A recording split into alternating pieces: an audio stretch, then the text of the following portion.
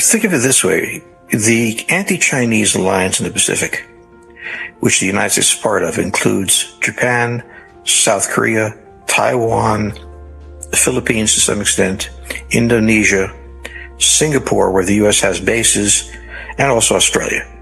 China has not a single ally with which it can operate militarily in the Pacific or really anywhere. The only country it's formally allied with is Pakistan.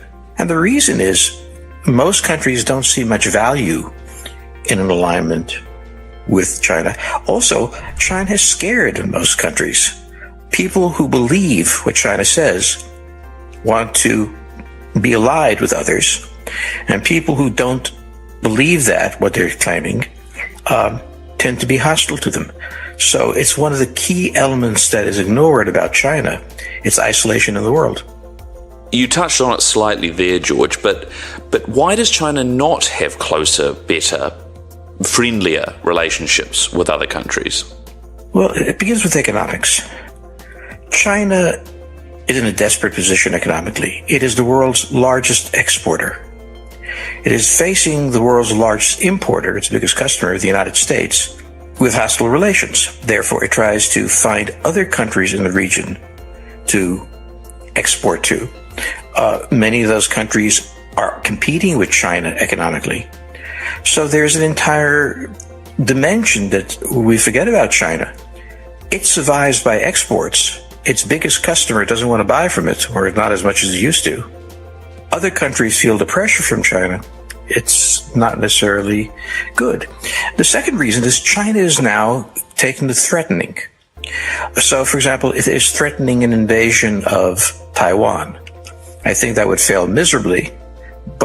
And moreover, you don't announce the country you plan to invade. But the other countries hear it. The Japanese hear it. The Filipinos hear it. Everybody in the region hears it, and they're thinking, after Taiwan, what?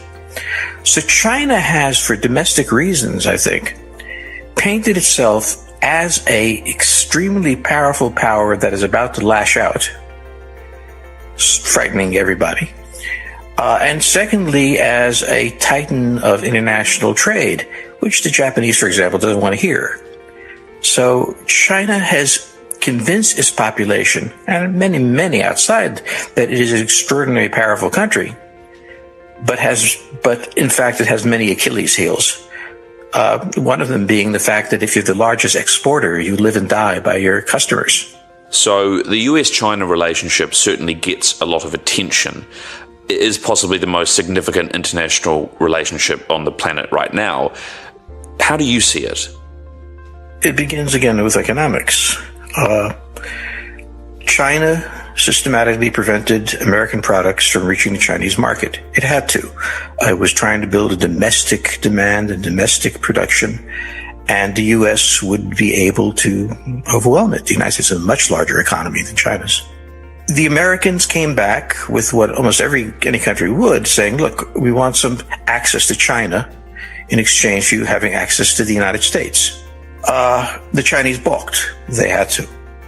As a result, the Americans basically said, well, if you're not going to allow us access, we're not going to allow you access, or we're going to carve it back somewhat and put sanctions and tariffs on China. The Chinese reasonably panicked. They had to have access to the largest market in the world. And the Americans refused to bend. I mean, they had no reason to bend. So the problem that the Chinese have is they must have good relations with foreign countries. They can't afford to really let those foreign countries have reciprocal relations with China, except on terms China defines. And it lost, or is losing, its largest customer.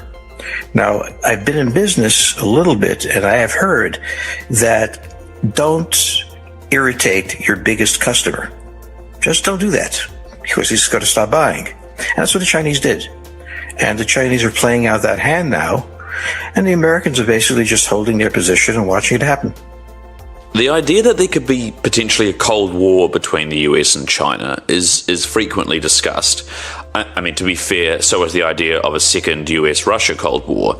During the Cold War, the original one, the trade that went on between the Soviet Union and the United States was nothing like what we see today between the US and China.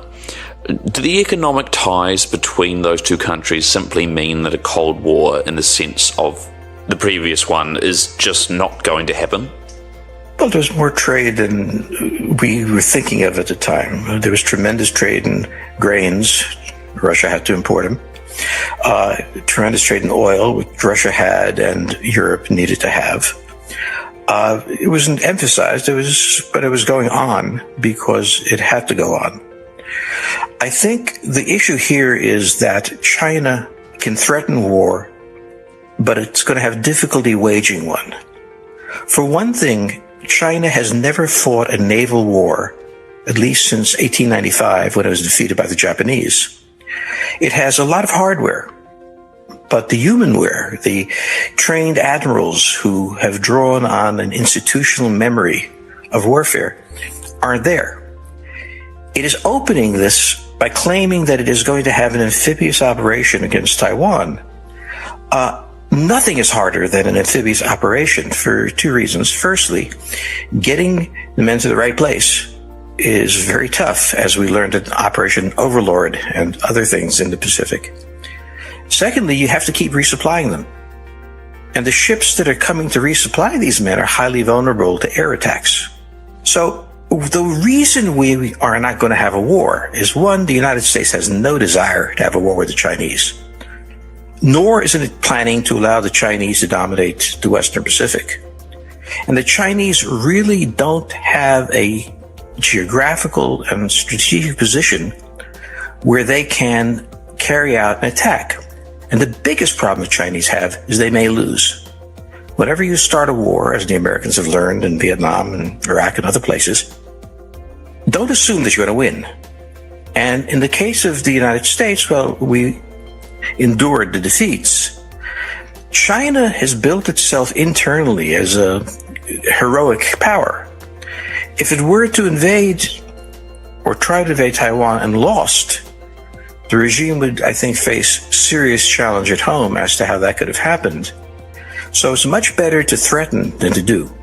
And therefore, I don't think either side is going to attack. The U.S. has nothing to gain from attacking China. We can't go anywhere. We can't go on shore. There's millions of them. And the Chinese have too much at risk to carry out that war. And in a sense, that's the same thing as why the Cold War ended the way it did. Each side was afraid of war. The Russians were terrified that it would lose a war. The Americans and the Russians were both frightened of nuclear weapons. The Americans had no reason to attack. They were just waiting. That's the game the Americans usually play. And in the end, what was the point? That was the interesting thing, that it ended in a whimper. The Russians went away. So I think it is like the Cold War. And like the Cold War, it never turned into a hot one, and probably couldn't because everybody's afraid of one. Is our constant desire to see this as a new Cold War somewhat short-sighted? I mean, does it ignore the longer history of the world where, relationships between two powers that don't agree on everything, can be different to just a Cold War in the sense of what happened between the US and the Soviet Union? Well, I mean, there's a confrontation. And when you're having a confrontation, it's at least one side is going to try to bluff. Because if the bluff becomes credible, and the Soviets bluffed and the Americans bluffed, the other side might back off.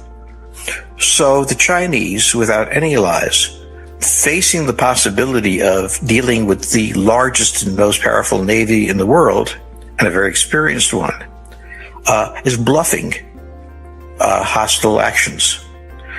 The United States is bluffing blockading Chinese ports, because we're there in the South China Sea. We could close them off. We could close off the Straits of Malacca. Okay, well, we have no intention of doing that. That would start a war, and the Chinese don't have anything. So what we're having here is not a reference back to the Cold War. It's the simple interplay between nation states that have serious issues with each other, none of which warrant combat, where each side tries to bluff the other into backing off. The difference is the Chinese are isolated and therefore have only a bluff. The United States is sitting there with an alliance structure that is really larger than NATO was, sitting back and not responding. Of course, the media will get all excited about this. They'll think that the Chinese have said they're going to invade Taiwan. Well, one of the guarantees is that if you're planning to invade a place, you don't name it months ahead, because the other side can build up. And so we know that's not going to happen. China's problem is naval. The Russians do not have significant help they could provide the Chinese in confronting the West.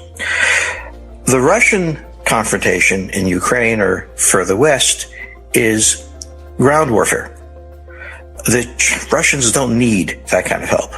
What the Russians need is tremendous investment out of China. That they would like. They still couldn't help the Chinese. What the Chinese would like was the Russians buying more of their goods. Well, the Russians can only buy so much. So when you look at an alliance, when you look at the Cold War and you saw the American alliance with, say, Britain beforehand, the two militaries were intertwined. The economy of Britain was dependent on the economy of the United States. The land of the United States was dependent on the invasion of Europe. This was an alliance in which each side had something to offer, in fact, were indispensable to the other. In the case of Russia and China, it's a concept, but when you take a look at how they would bear the burden of each other, the Chinese are going to be coping with the Americans and the Japanese and everyone else by themselves. The Russians can't come. So it would be another thing, to declare themselves allies. That's nice. Now, what are you going to do about it? Well, that becomes much more difficult. So alliance is a piece of paper, a working alliance. Look at the U.S. and Britain, World War II, or the U.S. and Australia. So the problem here is there's one thing they could do: simultaneously attack the United States. Russia by attacking Europe and NATO, China by attacking the fleet. That would be an interesting cooperation. The problem is the Russians are not that strong, and they're highly dependent on their relationship with Europe. They don't want to destroy Europe, God knows. And the Chinese, without that, are on their own, as they are now. So the really important thing when you talk about international relations are the details. You use various terms, relationships, alliances, many, many things. But when you ask the question, what exactly does that mean? What are you going to do for each other? Well, that's an issue. And this is the problem with China today. It puts itself as an adversarial relationship with the United States. It still has access to U.S. markets. That hasn't been cut off, just some prices change. Were the U.S. to cut off their access to the United States, this would be a devastating blow. They don't want that to happen. We don't want that to happen. So we have this kabuki play, kind of like a New Zealand haka, and we're threatening each other, but we don't mean it. We don't expect a war with China. The Chinese don't expect a war with us, not with small countries, but the great powers have far more to lose than they could gain in a war, and the risks to each of them are way too high. The U.S. is not going to attack China or Russia. Russia is not going to attack Europe, and the Chinese are not going to engage the U.S. fleet and everybody else in order to get more sales.